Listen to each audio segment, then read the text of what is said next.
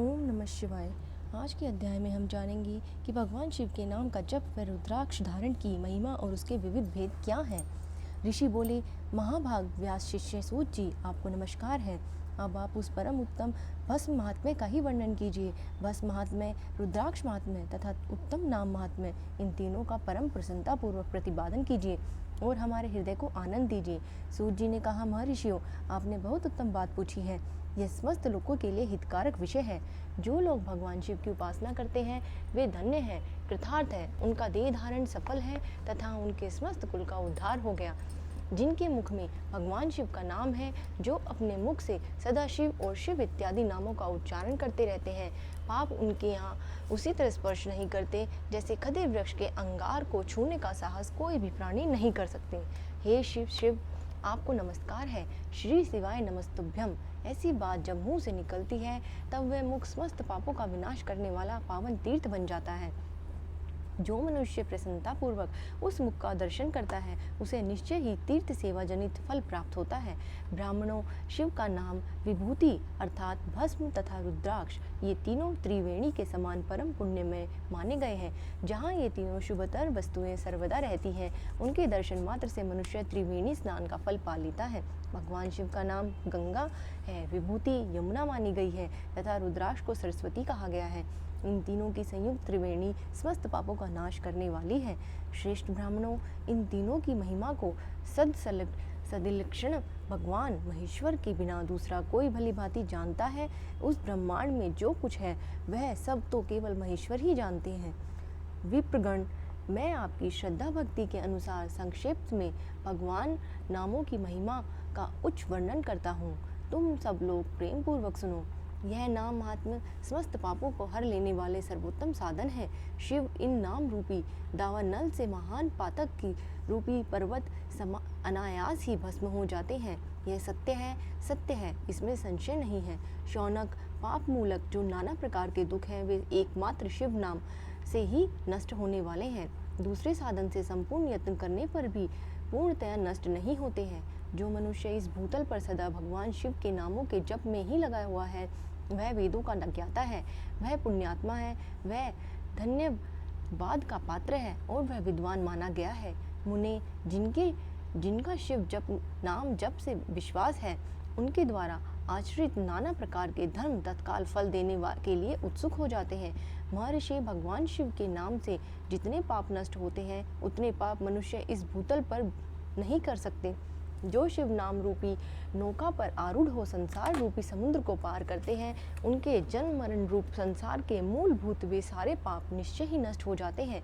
महामुने, संसार के मूलभूत पातक को रूपी पादपों को शिव नाम रूपी कुठार से निश्चय ही नाश हो जाता है।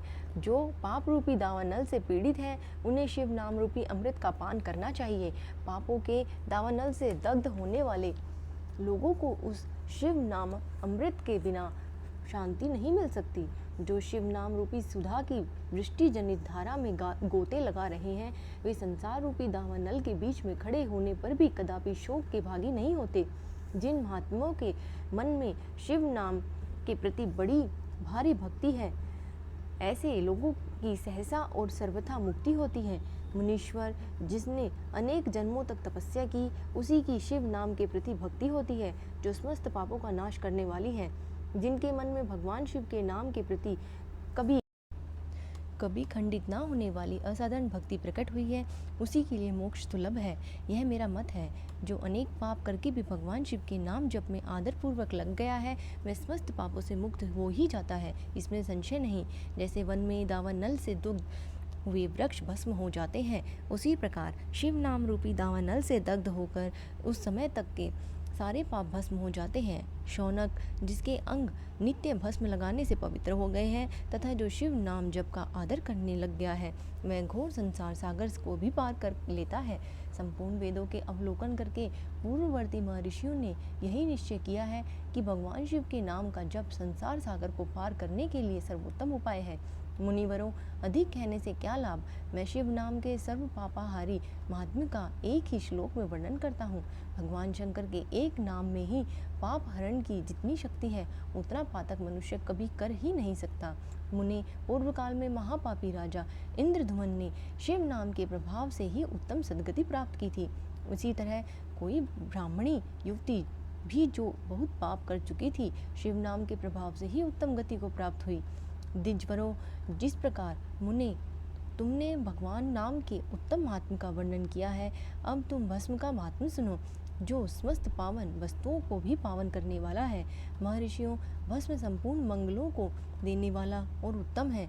उनके दो भेद बताए गए हैं, उन भेदों का मैं वर्णन करता हूँ, सावधान होकर सुनो। एक को महाभस्म जानना चाहिए और दूसरे को सवलभ भस्म। महाभस्म के भी अनेक भेद हैं। वह 3 प्रकार का कहा गया है, श्रौत, स्मार्त और लौकिक। सवलभ भस्म के भी बहुत से भेदों का वर्णन किया गया है। श्रौत और स्मार्त भस्म को केवल द्विजों ही उपयोग में आने का योग्य कहा गया है। तीसरा जो लौकिक भस्म है वह अन्य सब लोगों के भी उपयोग में आ सकता है।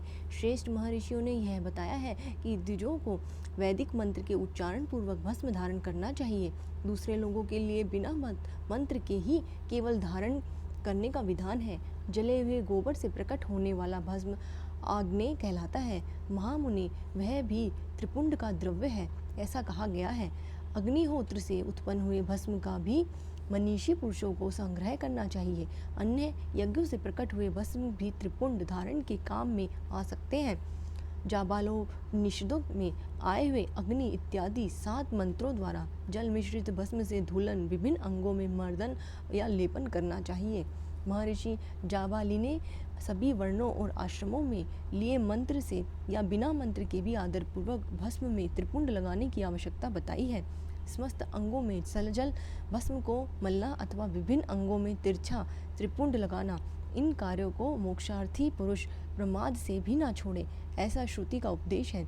भगवान शिव और विष्णु ने भी त्रियक त्रिपुंड धारण किया है। अन्य देवियों सहित भगवती उमा और लक्ष्मी देवी ने भी वाणी द्वारा इनकी प्रशंसा की है।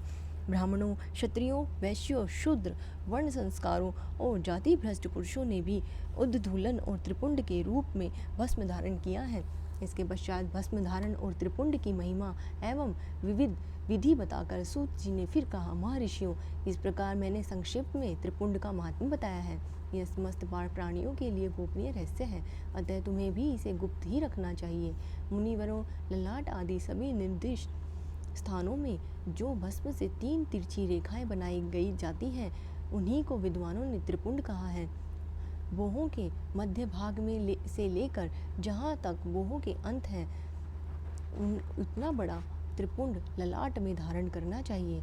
मध्यमा और अनामिका उंगली से 2 रेखाएं करके बीच में अंगुष्ठ द्वारा प्रतिलोम भाव से की गई रेखा त्रिपुंड कहलाती है। अथवा बीच की 3 उंगलियों से भस्म लेकर यत्नपूर्वक भक्ति भाव से ललाट में त्रिपुंड धारण करें। त्रिपुंड अत्यंत उत्तम एवं भोग और मोक्ष को देने वाला है। त्रिपुंड की 3 रेखाओं में से प्रत्येक के 9 देवता हैं, जो सभी अंगों में स्थित हैं। मैं उनका परिचय देता हूँ, सावधान होकर सुनो। मुनिवरों, प्रणव का प्रथम अक्षर आकार, गहर तप, अग्नि, पृथ्वी, धर्म, रजोगुण, ऋग्वेद, क्रियाशक्ति, प्रातः स्वन तथा महादेव, ये त्रिपुंड की प्रथम रेखा के 9 देवता हैं। यह बात शिव दीक्षा पारायण पुरुषों को अच्छी तरह समझ लेनी चाहिए। प्रणव का दूसरा अक्षर उकार, दक्षिणाग्नि, आकाश, सत्वगुण, यजुर्वेद, मध्य दिन स्वन, इच्छा शक्ति, अंतरात्मा और महेश्वर, ये दूसरी रेखा के 9 देवता हैं। प्रणव का तीसरा अक्षर मकार, आहवनीय, अग्नि, परमात्मा, तमोगुण, गुलोक, ज्ञान शक्ति, सामवेद, तृतीय सवन और शिव, ये तीसरी रेखा के 9 देवता हैं। इस प्रकार स्थान देवताओं को उत्तम भक्ति भाव से नित्य नमस्कार करके स्नान आदि से शुद्ध होकर पुरुष यदि त्रिपुंड धारण करे तो भोग और मोक्ष को भी प्राप्त कर लेता है। मुनीश्वर, ये संपूर्ण अंगों में स्थान देवता बताए गए हैं। अब उनके संबंधी स्थान बताता हूँ, भक्ति पूर्वक सुनो। 32, 16, 8 और 5 स्थानों में त्रिपुंड का न्यास करें। मस्तक, ललाट, दोनों कान, दोनों नेत्र, दोनों नासिका, मुख, कंठ, दोनों हाथों, दोनों कोहनी, दोनों कलाई, हृदय, दोनों पार्श्व भाग, नाभि, दोनों अंडकोश, दोनों उरु, दोनों गुल्फ, दोनों घुटने, दोनों पिंडली और दोनों पैर। ये 32 उत्तम स्थान हैं। इनमें क्रमशः अग्नि, जल, पृथ्वी, वायु, 10 दिक्प्रदेश, 10 दिक्पाल तथा 8 वसुओं का निवास है। धर, ध्रुव, सोम, आप, अनिल, अनल, प्रत्यूष और प्रभास, ये 8 वसु कहे गए हैं। इन सब का नाम मात्र लेकर इनके स्थान में विद्वान पुरुष त्रिपुंड धारण करें अथवा एकाग्रचित हो 16 स्थानों में भी त्रिपुंड धारण करें। मस्तक, ललाट, कंठ, दोनों कंधों, दोनों भुजाओं, दोनों कोहनियों और दोनों कलाइयों में, हृदय में, नाभि में, दोनों पसलियों में और पृष्ठ भाग में त्रिपुंड लगाकर वहाँ दोनों अश्विनी कुमारों का, शिव, शक्ति, रुद्र, ईश और नारद का और वामा आदि 9 शक्तियों का पूजन करें। ये सब मिलकर 16 देवता हैं। अश्विनी कुमार 2 कहे गए हैं, नाग, सत्य और दस्त्र तथा मस्तक, केश, दोनों कान, मुख, दोनों भुजाएं, हृदय, नाभि, दोनों उरु, दोनों जानू, दोनों पैर तथा पृष्ठभाग। इन 16 स्थानों में 16 त्रिपुंड का न्यास करें। मस्तक में शिव, केश में चंद्रमा, दोनों कानों में रुद्र और ब्रह्मा, मुख में विंगराज गणेश, दोनों भुजाओं में विष्णु और लक्ष्मी, हृदय में शंभु, नाभि में प्रजापति, दोनों उरुओं में नाग और नाग कन्याएं, दोनों घुटनों में ऋषि कन्याएं, दोनों पैरों में समुद्र और विशाल पृष्ठभाग में संपूर्ण तीर्थ देवताओं रूप में विराजमान है। इस प्रकार 16 स्थानों का परिचय दिया गया। अब 8 स्थान बताए जाते हैं। गोह स्थान, ललाट, परम उत्तम, कर्ण युगल, दोनों कंधे, हृदय और नाभि, ये 8 स्थान हैं। इनमें ब्रह्मा और सप्त ऋषि, ये 8 देवता बताए गए हैं। मुनीश्वरों, भस्म के स्थान को जानने वाले विद्वानों ने इस प्रकार 8 स्थानों का परिचय दिया है। अथवा मस्तक, दोनों भुजाएं, हृदय और नाभि, इन 5 स्थानों को भस्म वेता पुरुषों ने भस्म धारण के योग्य बताया है। यथासंभव देश, काल आदि की उपेक्षा रखते हुए उद्धूलन भस्म को अभिमंत्रित करना और जल में मिलाना आदि कार्य करें। यदि भस्म भी असमर्थ हो तो त्रिपुंड आदि लगाएं। त्रिनेत्रधारी, तीनों गुणों के आधार और तीनों देवताओं के जनक भगवान शिव का भस्म स्मरण करते हुए नमः शिवाय कहकर ललाट में त्रिपुंड लगाएं। ईशाभ्याम नमः ऐसा कहकर दोनों पार्श्व भागों में त्रिपुंड धारण करें। बीजाभ्याम नमः यह बोलकर दोनों कलाइयों में भस्म लगावें। पितृभ्य नमः कहकर नीचे के अंगों में, उमेशाभ्या नमः कहकर ऊपर के अंगों में और भीमाय नमः कहकर पीठ में और सिर के पिछले भाग में त्रिपुंड लगाना चाहिए। सूत जी कहते हैं, महाप्राज्ञ महामते शिव रूप शौनक, अब मैं संक्षिप्त रूप रुद्राक्ष का महात्म्य बता रहा हूँ, सुनो। रुद्राक्ष शिव को बहुत ही प्रिय है, इसे परम पावन समझना चाहिए। रुद्राक्ष के दर्शन से, स्पर्श से तथा उस पर जप करने से वह समस्त पापों को अपहरण करने वाला माना गया है। उन्हें पूर्व काल में परमात्मा शिव ने समस्त लोगों का उपकार करने के लिए देवी पार्वती के सामने रुद्राक्ष की महिमा का वर्णन किया था। भगवान शिव बोले, महेश्वरी शिवे, मैं तुम्हारे प्रेम भक्तों के हित के लिए कामना से रुद्राक्ष की महिमा का वर्णन करता हूँ, सुनो। महेशानी, पूर्व काल की बात है, मैं मन को संयम में रखकर हजारों दिव्य वर्षों तक घोर तपस्या में लगा रहा। एक दिन सहसा मेरा मन शुद्ध हो उठा। परमेश्वरी, मैं संपूर्ण लोगों का उपकार करने वाला स्वतंत्र परमेश्वर हूँ। अतः उस समय मैंने लीलावश ही अपने दोनों नेत्र खोले। खोलते ही मेरे मनोहर नेत्रपुटों से कुछ जल की बूंदें गिरी। आंसू की उन बूंदों से वहाँ रुद्राक्ष नाम का वृक्ष पैदा हो गया। भक्तों पर अनुग्रह करने के लिए वे अश्रुबिंदु स्थावर भाव को प्राप्त हो गए। वे रुद्राक्ष मैंने विष्णु भक्तों को और 4 वर्णों के लोगों को बांट दिए। भूतल पर अपने प्रिय रुद्राक्ष को मैंने गौड़ देश में उत्पन्न किया। मथुरा, अयोध्या, लंका, मलयाचल, सहगिरी, काशी और अन्य देशों में भी उनके अंकुर लगवाए। वे उत्तम रुद्राक्ष असह पाप समूहों का भेदन करने वाले और श्रुतियों के भी प्रेरक हैं। मेरी आज्ञा से वे ब्राह्मण, क्षत्रिय, वैश्य और शूद्र जाति के भेद से इस भूतल पर प्रकट हुए। रुद्राक्षों की ही जाति के शुभाक्ष भी हैं। उन ब्राह्मणों आदि जाति वाले रुद्राक्ष के वर्ण श्वेत, रक्त, पित्त और कृष्ण जानने चाहिए। मनुष्य को चाहिए कि वे क्रमशः वर्ण के अनुसार अपनी जाति का ही रुद्राक्ष धारण करें। भोग और मोक्ष की इच्छा रखने वाले चारों वर्णों के लोग और विशेषतः शिव भक्तों को शिव पार्वती की प्रसन्नता के लिए रुद्राक्ष के फलों को अवश्य धारण करना चाहिए। आंवले के फल के बराबर जो रुद्राक्ष हो वह श्रेष्ठ बताया गया है। जो बेर के फल के बराबर हो उसे मध्यम श्रेणी का कहा गया है, और जो चने के बराबर हो उसकी गणना निम्न कोटि की कही गई है।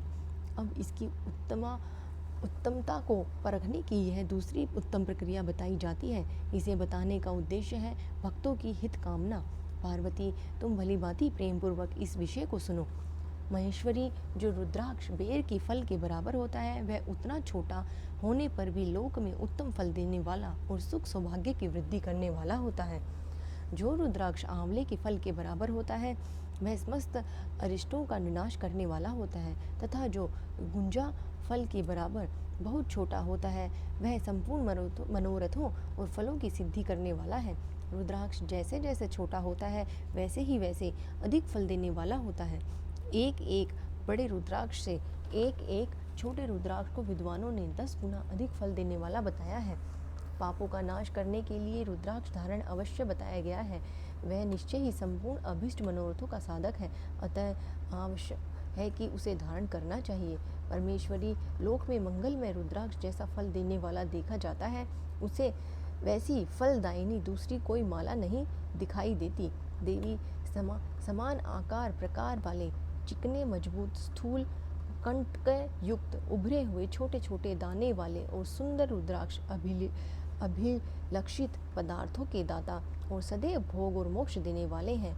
जिसे कीड़ों ने दूषित कर दिया हो, जो टूटा फूटा हो, उसमें उभरे हुए दाने ना हो, जो वर्ण युक्त हो और जो पूरा पूरा गोल ना हो, इन 5 प्रकार के रुद्राक्षों को त्याग देना चाहिए। जिस रुद्राक्ष में अपने आप ही डोरा पिरोने के योग्य छिद्र हो गया हो वही यहाँ उत्तम माना गया है। इसमें मनुष्य के प्रयत्न से छेद किया गया हो वह मध्यम श्रेणी का होता है।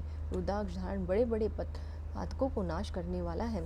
इस जगत में 1100 रुद्राक्ष धारण करके मनुष्य जिस फल को पाता है उसका वर्णन सैकड़ों वर्षों में भी नहीं किया जा सकता। भक्तिमान पुरुष 550 रुद्राक्षों के दानों का सुंदर मुकुट बना ले और उसे सिर पर धारण करे। 360 दानों को लंबे सूत्र में पिरोकर एक हार बना ले। वैसे वैसे 3 हार बनाकर भक्ति परायण होकर पुरुष उनका यज्ञोपवीत तैयार करे और उसी यथास्थान धारण किया रहे। इसके बाद किस अंग में कितने रुद्राक्ष धारण करने चाहिए यह बताकर सूत जी बोले, महर्षियों, सिर पर ईशान मंत्र से, कानों में तत्पुरुष मंत्र से और गले और हृदय में अघोर मंत्र से रुद्राक्ष धारण करना चाहिए। विद्वान पुरुष दोनों हाथों में अघोर बीज मंत्र से रुद्राक्ष धारण करें। उदर पर वामदेव मंत्र से 15 रुद्राक्षों द्वारा गुथी हुई माला धारण करें, अथवा अग्नि अंगों सहित प्रणव का 5 बार जप करके रुद्राक्ष की 3, 5 या 7 मालाएं धारण करें, अथवा मूल मंत्र नमः शिवाय से ही समस्त रुद्राक्षों को धारण करें। रुद्राक्षधारी पुरुष अपने खान पान में मदिरा, मांस, लहसुन, प्याज, सहीजन, लिसोड़ा आदि को त्याग दे। गिरिजानंदिनी में श्वेत रुद्राक्ष केवल ब्राह्मणों को ही धारण करना चाहिए। गहरे लाल रंग का रुद्राक्ष क्षत्रियों के लिए हितकर बताया गया है। वैश्यों के लिए प्रतिदिन बारंबार पीले रुद्राक्ष को धारण करना आवश्यक है और शूद्रों को काले रंग का रुद्राक्ष धारण करना चाहिए। यह वेदोक्त मार्ग है। ब्रह्मचारी, वानप्रस्थ, गृहस्थ और सन्यासी सबको नियम पूर्वक रुद्राक्ष धारण करना उचित है। इसे धारण करने का सौभाग्य बड़े पुण्य से प्राप्त होता है। उन्हें पहले आंवले के बराबर और फिर उससे भी छोटे रुद्राक्ष धारण करें। जो रोगी हो, जिनमें दाने ना हो, जिन्हें कीड़ों ने खा लिया हो, जिनके पिरोने योग्य छेद ना हो, ऐसे रुद्राक्ष मंगलाकाक्षी पुरुषों को नहीं धारण करने चाहिए। रुद्राक्ष मेरा मंगलमय लिंग विग्रह है। वह अंततोगत्वा चने के बराबर लघुतर होता है। सूक्ष्म रुद्राक्ष को ही सदा प्रशस्त मानना चाहिए। सभी आश्रमों, समस्त वर्णों, स्त्रियों और शूद्रों को भी भगवान शिव की आज्ञा के अनुसार सदैव रुद्राक्ष धारण करना चाहिए। यतियों के लिए प्रणव के उच्चारण पूर्वक रुद्राक्ष धारण का विधान है। जिनके ललाट में त्रिपुंड लगा हो और सभी अंग रुद्राक्ष से विभूषित हो और जो मंत्र युक्त मृत्युंजय मंत्र का जप कर रहा हो, उनका दर्शन करने से साक्षात रुद्र के दर्शन का फल प्राप्त होता है। पार्वती, रुद्राक्ष अनेक प्रकार के बताए गए हैं, मैं उनके भेदों का वर्णन करता हूँ। वे भेद भोग और मोक्ष रूप फल देने वाले हैं। तुम उत्तम भक्तिभाव से उनका परिचय सुनो। एक मुख वाला रुद्राक्ष साक्षात शिव का रूप है। वह भोग और मोक्ष रूपी फल प्रदान करता है। जहाँ रुद्राक्ष की पूजा होती है वहाँ से लक्ष्मी दूर नहीं जाती। उस स्थान के सारे उपद्रव नष्ट हो जाते हैं और वहाँ रहने वाले लोगों की संपूर्ण कामनाएं पूर्ण होती हैं। दो मुख वाला रुद्राक्ष देवेश्वर कहा गया है। वह संपूर्ण कामनाओं और फलों को देने वाला है। तीन मुख वाला रुद्राक्ष सदा साक्षात साधन का फल देने वाला है। उनके प्रभाव से सारी विद्याएं प्रतिष्ठित होती हैं। चार मुख वाला रुद्राक्ष साक्षात ब्रह्मा का रूप है। वह दर्शन और स्पर्श से शीघ्र ही धर्म, अर्थ, काम और मोक्ष इन चारों पुरुषार्थों को देने वाला है। पांच मुख वाला रुद्राक्ष साक्षात कालाग्नि रुद्र रूप है। वह सब कुछ करने में समर्थ है, सबको मुक्ति देने वाला और संपूर्ण मनोवांछित फल प्रदान करने वाला है। पंचमुख रुद्राक्ष समस्त पापों को दूर कर देता है। छह मुखों वाला रुद्राक्ष कार्तिकेय का स्वरूप है। यदि दाहिनी बाह में से उसे धारण किया जाए तो धारण करने वाला मनुष्य ब्रह्म हत्या आदि पापों से मुक्त हो जाता है, इसमें संशय नहीं। महेश्वरी सात मुख वाला रुद्राक्ष अनग्न स्वरूप और अनंग नाम से ही प्रसिद्ध है। देवेशी उसको धारण करने से दरिद्र भी ऐश्वर्यशाली हो जाता है। आठ मुख वाला रुद्राक्ष अष्टमूर्ति भैरव रूप है। उसको धारण करने से मनुष्य पूर्णायु होता है और मृत्यु के पश्चात शूलधारी शंकर हो जाता है। नौ मुख वाले रुद्राक्ष को भैरव और कपिल मुनि का प्रतीक माना गया है, अथवा नौ रूप धारण करने वाले महेश्वरी दुर्गा उसकी अधिष्ठात्री देवी मानी गई है। जो मनुष्य भक्ति पारायण हो अपने बाएं हाथ में नव मुख रुद्राक्ष को धारण करता है वह निश्चय ही मेरे समान सर्वेश्वर हो जाता है, इसमें संशय नहीं। महेश्वरी 10 मुख वाला रुद्राक्ष साक्षात भगवान विष्णु का रूप है। देवेशी इसको धारण करने से मनुष्य की संपूर्ण कामनाएं पूर्ण हो जाती हैं। परमेश्वरी 11 मुख वाला रुद्राक्ष है, वह रुद्र रूप है। उसको धारण करने से मनुष्य सर्वत्र विजयी होता है। 12 मुख वाले रुद्राक्ष को केश प्रदेश में धारण करें। उसके धारण करने से मानो मस्तक पर 12 आदित्य विराजमान हो जाते हैं। 13 मुख वाला रुद्राक्ष विश्व देवों का स्वरूप है। उसको धारण करने से मनुष्य संपूर्ण अभिष्टों को पाता है और सौभाग्य और मंगल लाभ करता है। 14 मुख वाला जो रुद्राक्ष है वह परम शिव स्वरूप है। उसे भक्ति पूर्वक मस्तक पर धारण करना चाहिए, इससे समस्त पापों का नाश हो जाता है। गिरिजा कुमारी, इस प्रकार मुखों के भेद से रुद्राक्ष को 14 भेद बताए गए हैं। अब तुम क्रमशः उन रुद्राक्षों के धारण करने के मंत्रों को प्रसन्नता पूर्वक सुनो। ओम श्रीं नमः, ओम नमः, ओम क्लीं नमः, ओम ह्रीं नमः, ओम ह्रीं नमः, ओम ह्रीं हूं नमः, ओम हूं नमः, ओम हूं नमः, ओम ह्रीं हूं नमः, ओम ह्रीं नमः, ओम ह्रीं हूं नमः, ओम क्रोम श्रोम ब्रोम नमः, ओम ह्रीं नमः, ओम नमः। इन 14 मंत्रों द्वारा क्रमशः 1 से लेकर 14 मुख वाले रुद्राक्षों को धारण करने का विधान है। साधक को चाहिए कि वह निद्रा और आलस्य का त्याग करके श्रद्धा भक्ति से संपन्न हो। संपूर्ण मनोरथों की सिद्धि के लिए उत्तम मंत्रों द्वारा उन रुद्राक्षों को धारण करें। रुद्राक्ष की माला धारण करने वाले पुरुषों को देखकर भूत, प्रेत, पिशाच, डाकिनी, शाकिनी तथा जो अन्य द्रोहकारी राक्षस आदि हैं वे सब के सब दूर भाग जाते हैं। जो कृत्रिम अभिचार आदि प्रयुक्त होते हैं वे सब रुद्राक्षधारी को देखकर शक हो दूर खिसक जाते हैं। पार्वती रुद्राक्ष मालाधारी पुरुषों को देखकर मैं शिव, भगवान विष्णु, देवी दुर्गा, गणेश, सूर्य और अन्य देवताएं भी प्रसन्न हो जाते हैं। महेश्वरी, इस प्रकार रुद्राक्ष की महिमा को जानकर धर्म की वृद्धि के लिए भक्ति पूर्वक पूर्वोक्त मंत्रों द्वारा विधिवत इसे धारण करना चाहिए। मुनीश्वरों, भगवान शिव के ने देवी पार्वती के सामने जो कुछ कहा था वह सब तुम्हारे प्रश्न के अनुसार मैंने कह सुनाया। मुनीश्वरों, मैंने तुम्हारे समक्ष इस विंध्येश्वर संहिता का वर्णन किया है। यह संहिता संपूर्ण सिद्धियों को देने वाली और भगवान शिव की आज्ञा से नित्य मोक्ष प्रदान करने वाली है। इस प्रकार श्री विंध्येश्वर संहिता संपूर्ण हुई। ओम नमः शिवाय।